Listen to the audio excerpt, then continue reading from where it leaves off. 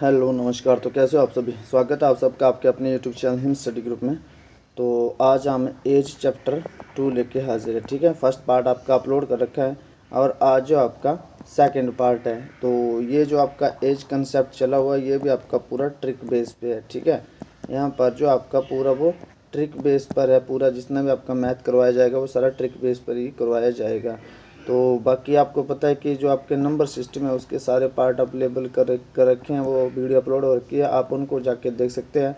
और इसकी प्लेलिस्ट भी बना दी जाएगी जिससे आपको सारे पार्ट देखने में इजी होगा। ठीक है, तो आपका जो एज का कंसेप्ट है वो आज पार्ट 2 लेके आ जाए। एक पार्ट आपका पहले ही आपने अपलोड कर रखा हो उसको आप देख सकते हो, क्योंकि ये सीक्वेंस वाइज देखने, अगर फर्स्ट पार्ट देखोगे अभी तभी आपको ये सेकंड पार्ट जो है वो समझ आएगा। क्योंकि ट्रिक बेस पे इस पे क्या होता है कि अगर आपका फर्स्ट पार्ट क्लियर है, क्योंकि वहाँ पे बेसिक बताया जाता है ट्रिक का, जो वहाँ आपको बेसिक उसका फर्स्ट पार्ट का क्लियर है तभी आपका आगे जो वो चल पाएगा। अगर आपने फर्स्ट पार्ट नहीं देखा तो ये सेकंड पार्ट देखने से भी आपको जो अच्छी तरह से समझ नहीं आएगा। ठीक है, तो पहले जाके आपने फर्स्ट पार्ट देखना है, उसके बाद सेकंड पार्ट।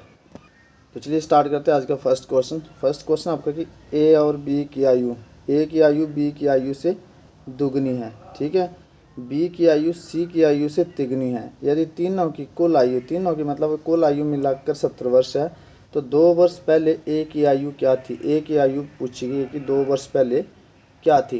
तो सबसे पहले तो आपको ए बी और सी की आयु का पता होना चाहिए। ठीक है, पहले इसको क्या होता है कि पीछे से चलना होता है। एक तो आप जितनी प्रैक्टिस करोगे उतनी आपकी सेंस बन जाएगी, लेकिन आपने पीछे से चलना है इस क्वेश्चन में। तो आपने सेकंड पार्ट में देखना क्या लिखा है, बी की आयु सी की आयु से तिगुनी है। बी की आयु, ठीक है, ये बी की आयु जो वो सी की आयु से तिगुनी है। तो मतलब सी की 1 है तो बी की कितनी है? 3 है। पीछे से चलना ऐसे क्वेश्चन, आगे से नहीं पढ़ना अपना। उसके बाद ये पीछे से देखना जो आयु तिगुनी होती है। ठीक है, ये दुगनी होगी, तिगुनी होगी, चौगुनी होगी, वो क्वेश्चन अपने पीछे से स्टार्ट करने हैं। यहाँ पे बोला कि बी की आयु सी की आयु से तिगुनी है, तो बी की आयु सी की आयु 1 होगी, बी की 3 होगी, तिगुनी होगी। इससे आगे लिखे कि ए की आयु बी की आयु से दोगुनी है, मतलब ए की आयु जो वो बी की आयु से दोगुनी है। तो 3 का 2 गुना कितना होता है? 6 होता है। ठीक है, तो अब पूरा कंसेप्ट आपका क्लियर हो गया। यहाँ पे ए की आयु बी की आयु से दोगुनी है, तो ए की आयु जो बी की आयु से दोगुनी होगी। ठीक है, 3 दूनी 6। आगे बोला कि बी की आयु सी की आयु से 3 गुनी है, तो ये 3 गुनी होगी। सी की आयु 1, बी की 3, तो ये 3 गुनी होगी। ठीक है, बस अगर आपका इतना सा कंसेप्ट क्लियर हो गया तो आपका आगे क्वेश्चन बिल्कुल ईजिली आई है। ठीक है, फिर एक बात समझ लो, ऐसे क्वेश्चन में क्या करना है कि आपने पीछे से चलना है। बी की आयु सी की आयु से 3 गुनी है, पहले बी और सी की लिख लो। बी की आयु सी की आयु से 3 गुनी है, 3 गुनी है तो 3 गुनी होगी। और उसके बाद आपने आगे देखना कि ए की आयु बी से दुगनी है, तो दुगनी होगी, 3 दूनी 6। अब बोला कि तीनों की कुल आयु 70 वर्ष है। ठीक है, तो 6 3 प्लस 1, ठीक है, 6 प्लस 3 प्लस 1 कितना हो गया? 10। यहाँ पे कितना है? 10 वर्ष। और यहाँ पे कितना दिए गए? कुल आयु 70 वर्ष। तो आपको मैंने पीछे यूनिटरी मेथड बताया, तो यूनिटरी मेथड है ये, 10 पार्ट की वैल्यू 70, तो 1 पार्ट की वैल्यू कितनी होगी? 1 पार्ट की वैल्यू आपकी 7 हो जाएगी। ठीक है, आपको पता है कि जब यूनिटरी मेथड करते हो 70 को आप 10 से डिवाइड करेंगे तो कितना आ गया? 7। 1 पार्ट की वैल्यू आपके पास 7 आ गई। अब इससे जो आप सब की आयु जो वो निकाल सकते हो, तो 1 पार्ट की वैल्यू आपके पास 7 आ गई। तो अब ए की आयु कितनी है? ये 6 पार्ट की वैल्यू कितनी होगी? 7 के 42। बी की आयु कितनी है? इसकी भी 7 पार्ट की वैल्यू कितनी होगी? 7 21। सी की आयु कितनी है? 1, इसकी भी 7 पार्ट की वैल्यू कितनी होगी? 7 होगी। 1 पार्ट की वैल्यू 7 होगी, वो यहाँ पे दे रखा है पहले। अब बोला 2 वर्ष पहले ए की आयु क्या होगी? 2 वर्ष पहले, 2 वर्ष पहले, अच्छा ए की आयु क्या? 42। तो 2 वर्ष पहले ए की आयु कितनी होगी? तो -2 कर दो, इज इक्वल टू 40 आंसर। तो 2 वर्ष पहले ए की आयु 40 आंसर। अगर 2 वर्ष बाद पूछता है तो प्लस कर देते हो 42। ठीक है, तो ये सिंपल सा कंसेप्ट है। अगर आपने पिछली पार्ट देखे तभी आपको आगे इजीली से समझ आएगा। ठीक है, तो पूरा ट्रिक बेस पे चलेगा, बेसिक से नहीं पे कंसेप्ट आपके फार्मूले से कुछ नहीं होगा, पूरे ट्रिक बेस पे। ठीक है, तो चलते हैं नेक्स्ट क्वेश्चन की ओर। नेक्स्ट क्वेश्चन आपका कि ए और बी की वर्तमान आयु 8:3 है। जैसे क्वेश्चन बोलता है वैसे लिख देना। ठीक है, ए और बी की वर्तमान आयु का अनुपात 8:9 है। इनकी आयु का योग 68 वर्ष है, तो 10 वर्ष बाद इनकी आयु का अनुपात क्या होगा? तो ए और बी की, ठीक है, ए और बी की आयु का अनुपात कितना है? 8:9 है। इनकी आयु का योग कितना है? 68 वर्ष है। यहाँ इसका योग 68 वर्ष है और यहाँ इसका योग कितना है? 9 और 8 17। ठीक है, 9 और 8 17। यहाँ 68 वर्ष है और यहाँ 17 वर्ष है, तो इसको तो पहले इक्वल करना पड़ेगा। तो 17 पार्ट की कितनी वैल्यू? 68। हमें कितने पार्ट की वैल्यू चाहिए? 1 पार्ट की वैल्यू। तो 1 पार्ट की वैल्यू क्या आ जाएगी? 4 17 चौके 68। ठीक है, अब ए और बी की आयु निकाल सकते हैं हम। ये 8 पार्ट की वैल्यू कितनी हो जाएगी? 4 32 और यहाँ पे 9 पार्ट की वैल्यू कितनी हो जाएगी? 36। ये तो आ गई आपकी इनकी आयु, मतलब इनकी जो आयु है प्रेजेंट में वो आ गई। अब बोला कि क्या 10 वर्ष बाद इनकी आयु का अनुपात कितना हो जाएगा? तो अब 10 वर्ष बाद इनकी आयु का अनुपात पूछा है, तो 32 में से 10 जोड़ दो 42 और 36 में से 10 जोड़ दो 46। अब ये कर सकते हैं तो काट दो इनको, ये 21 आ गया। ठीक है, और ये 23 आ गया। कैसे आ गया? 2 से 2 दूनी 4, 2 1 2। ठीक है, 2 दूनी 4, 2 3 6, 23। 21 और 23 अनुपात जो इसका ये आंसर आ गया 10 वर्ष बाद। 10 वर्ष बाद का अनुपात आया इनका प्लस 10 वर्ष बाद का अनुपात आया 21:23। ठीक है, तो ईजी है क्वेश्चन, बस थोड़ा सा समझने की है। इसे आराम से देखोगे तो आसानी से समझ आएगा। चलते हैं नेक्स्ट क्वेश्चन की ओर। नेक्स्ट क्वेश्चन है कि ए और बी की आयु का अनुपात 2:3 है। बी और सी की आयु का अनुपात 4:3 है। यहाँ पे थोड़ा सा ऐड कर लेना आप, यहाँ पे एक लाइन ऐड कर लेना। ए वो लाइन ये है कि सी जो है वो ए से, ठीक है, सी ए से 12 वर्ष बड़ा है। यहाँ पे ऐड कर लेना है। ठीक है के बाद कि सी ए से 12 वर्ष बड़ा है तो बी ए से कितना बड़ा है। ठीक है, तो रेशो दिए गए, तो सबसे पहले आपको रेशो निकालना आना चाहिए इनका। ए बी सी की आयु का अनुपात में चाहिए, क्योंकि ये सी ए और बी दे रखे हमारे पास। ये सी ए ये आ गया, बी ए आ गया। तो ए और बी की आयु का अनुपात कितना है? 2:3। जब रेशो में दे रखे हो तो रेशो निकालना पड़ता है। ठीक है, और बी और सी की आयु का अनुपात कितना है? 4:3। तो सबसे पहले तो हमें क्या चाहिए? ए बी और सी की आयु, ए बी और सी की आयु। तो रेशो कैसे निकालते हैं? पहले सबसे पहले इसको और इसको प्लस करना, मल्टीप्लाई करना, 4 दूनी 8, फिर इसको और इसको मल्टीप्लाई करना, 4 तियाँ 12, फिर इसको और इसको मल्टीप्लाई करना, 3 तियाँ 9। जब रेशो पार्ट स्टार्ट करेंगे तो इसका आप क्लियरली बता देंगे। ठीक है, फिलहाल एक बार फिर देख लीजिए। पहले इसको और इसको मल्टीप्लाई करेंगे, 4 दूनी 8, फिर 1 को छोड़ के 2 को छोड़ दिए, फिर अगले को करेंगे 4 तियाँ 12, फिर 4 को भी छोड़ देंगे, फिर लास्ट को 2 के करेंगे, तो 3 तियाँ 9। ये रेशो आ गया आपका। ठीक है, अब बोला गया कि आगे यहाँ तक ये क्वेश्चन आपका सॉल्व हो गया, अनुपात तक। आगे बोला कि सी ए से 12 वर्ष बड़ा है। अच्छा, ये बी है, ये ए है, ये बी है, ये सी है। बोले सी जो वो ए से 12 वर्ष बड़ा है, तो यहाँ कितना बड़ा है? ए 8 है, 9 सी जो वो 9 है, तो यहाँ जो है 1 बड़ा है। ठीक है, यहाँ पे ए और सी कितना है? ये 8 है, ये 9 है।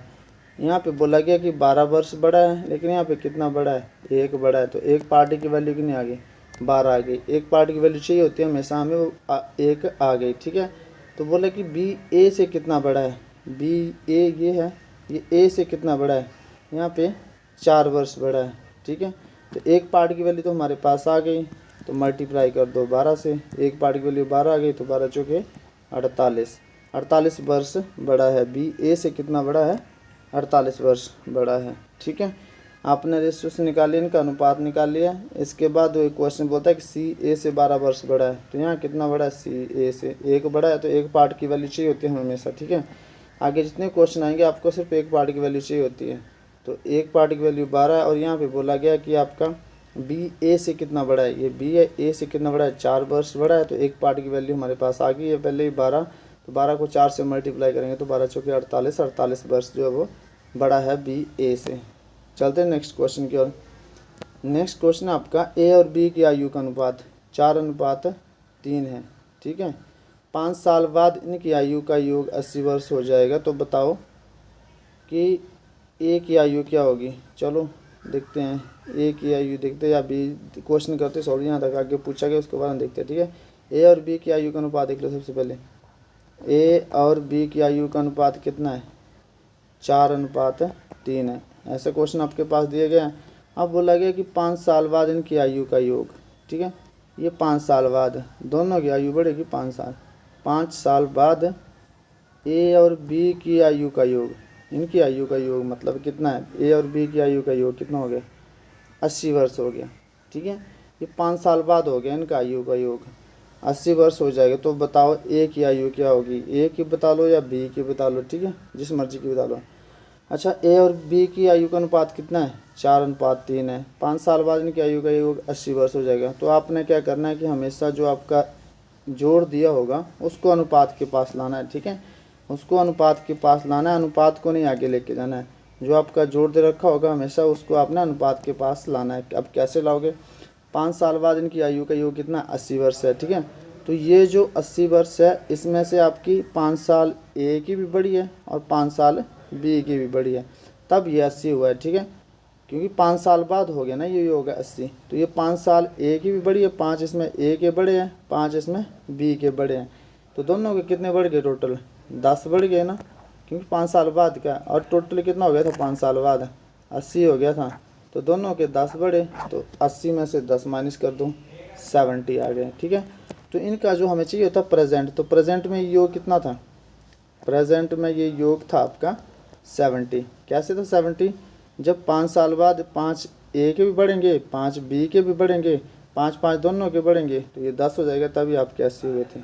अच्छा, इतने तक आपका योग पहुंच गया। आपका क्वेश्चन जो बिल्कुल ईजिली है। तो बर्थ प्रेजेंट में इनका योग कितना है? 70। लेकिन यहाँ पे कितना दे रखा है? 4:3 मतलब 7, ठीक है। 4 + 3 7 ही हुए। तो 7 पार्ट की वैल्यू कितनी है? 70। तो 1 पार्ट की चाहिए हमें, तो 10 आ गई, ठीक है। तो अब ए और बी की दोनों आयु हम फाइंड कर सकते हैं। ए की कितनी आ गई? 40, बी की कितनी आ गई? 30। कैसे आ गई? 1 पार्ट की वैल्यू कितनी है? 10। तो यहाँ पे 4 पार्ट की वैल्यू कितनी होगी? 4 पार्ट की वैल्यू, 10 को 4 से मल्टीप्लाई कर दो 40, और 3 को 10 से मल्टीप्लाई कर दो 30। दोनों की आयु जो एज जो वो आ जाएगी, ठीक है। तो ए की आयु पूछा गया, तो हमें ए की आयु कितनी है? 40 वर्ष। चलते हैं नेक्स्ट क्वेश्चन की ओर। नेक्स्ट क्वेश्चन आपका कि ए और बी की आयु का अनुपात 4:5 है। जैसे क्वेश्चन बोलता है वैसे करते हैं यहाँ से पहले, ठीक है। ए और बी की आयु का अनुपात 4:5 है। अब बोला गया +5 वर्ष बाद, ठीक है, +5 वर्ष बाद ए और बी की आयु का अनुपात 5:6 हो जाएगा। तो ए की वर्तमान आयु ज्ञात कीजिए, ठीक है, ए की वर्तमान आयु ज्ञात कीजिए। तो सबसे पहले ऐसे क्वेश्चन में अपने डिफरेंस देखना, ठीक है। 4 और 5 एक का डिफरेंस है, 4 और 5 और 6 एक का डिफरेंस है। ईजिली है यहाँ तक क्वेश्चन सॉल्व। सबसे पहला काम होगा आपका डिफरेंस देखने का, ठीक है। ये डिफरेंस देख लिया आपने, तो दोनों सेम है। अगर डिफरेंस सेम नहीं हो तो डिफरेंस सेम करने पड़ते हैं, लेकिन यहाँ सेम है। फिर यहाँ पे आपने अगला स्टेप क्या करना है कि देखना है कि ए जो है वो कितना बड़ा है। ए जो है वो कितना बड़ा है? ए बड़ा है आपका, पहले 4 था, अब 5 हो गया, 1 बड़ा है, ठीक है। बी कितना बड़ा है? बी पहले 5 था, अब 6 हो गया, कितना बड़ा है? ये भी 1 बड़ा है, ठीक है, 1 बड़ा है ना। तो दोनों जो है वो 1 बड़े हैं, दोनों जो है वो 1 बड़े हैं आपके 5 साल बाद है, ठीक है। तो 1 इनका जो वो रेशियो आ गया यहाँ पे। तो अब पूछा गया कि 1 पार्ट की, ये 1 पार्ट की वैल्यू है, क्योंकि 1 बड़ा है, तो 1 पार्ट की वैल्यू कितनी आ गई? 5 आ गई डायरेक्टली, ठीक है। अब ऐसे कर सकते हो आप, या आपने ऐसे नहीं करना है, तो ये दोनों का एक ही सिस्टम है। 1 पार्ट की वैल्यू 5 आ गई, क्योंकि 1 बड़ा है। अगर आप ऐसे सोच रहे हो कि 5 साल ए का भी बड़ा है, 5 साल बी का भी बड़ा है, तो यहाँ 10 कर लो, कोई दिक्कत नहीं।